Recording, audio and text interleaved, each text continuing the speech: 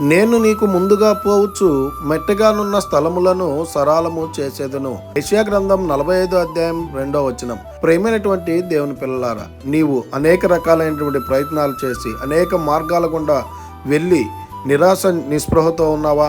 నీ ఉద్యోగ ప్రయత్నాల్లో కావచ్చు, నీ వ్యాపార ప్రయత్నాల్లో కావచ్చు, నీ వివాహ ప్రయత్నాల్లో కావచ్చు, ఇంకా అనేక రకాలైనటువంటి ప్రయత్నాలు చేసి నీ మార్గం సరళము లేకుండా ఎన్ని ప్రయత్నాలు చేసినా నువ్వు అనుకున్నటువంటి పనులు జరగట్లేదని నిరాశ చెంది ఉన్నావా? అయితే నీ కోసమే ఉదయకాల సమయంలో వాగ్దానం ద్వారా దేవుడు మాట్లాడుతూ ఉన్నాడు. నీ మార్గాన్ని కనుక ఆ యేసుక్రీస్తు ప్రభుల వారికి అప్పగించినట్లయితే ఆయన ముందుగా వెళ్ళి నీ మార్గాన్ని, నీ ప్రయత్నాన్ని సరళం చేసేటువంటి దేవుడిగా ఉన్నాడు. నీకున్నటువంటి అనేక రకాలైనటువంటి పరిస్థితులన్నింటినీ కూడా ఆ యేసుక్రీస్తు ప్రభుల వారు సరళం చేసి నీకు ఒక చక్కనైనటువంటి మార్గాన్ని స్థిరపరిచేటువంటి దేవుడిగా ఉన్నాడు. గనుక ఇక నుంచి ఆయన యందు విశ్వాసం ఉంచి, ఆయన యందు నమ్మకం ఉంచి, ఆయనే నిజమైనటువంటి దేవుడని నీవు తెలుసుకున్నట్లయితే నీ మార్గాన్ని సరళం చేసేటువంటి దేవుడిగా ఉన్నాడు. గనుక ఈ దిన వాక్యం ద్వారా దేవుడు బలపరచును గాక.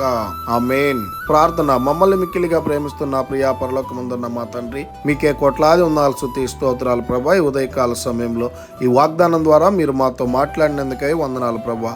ఎవరైతే తండ్రి వాళ్ళు అనుకున్నటువంటి పనులు జరగట్లేదని, వాళ్ళ మార్గంలో తండ్రి సరళంగా లేకుండా వంకర టింకరైనటువంటి మార్గంలో నడుస్తూ ఉన్నారు, వాళ్ళ మార్గాలన్నింటినీ తండ్రి సరళం చేసి చక్కనటువంటి మార్గంలో నడుచుటకు కృప చూపించమని ప్రతి బిడ్డను మీ కృపగల హస్తాలకు అప్పచెప్పుకుంటాం ప్రభా.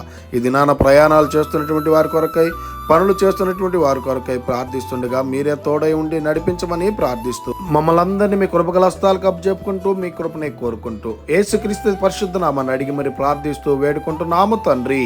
ఆమేన్. God bless you.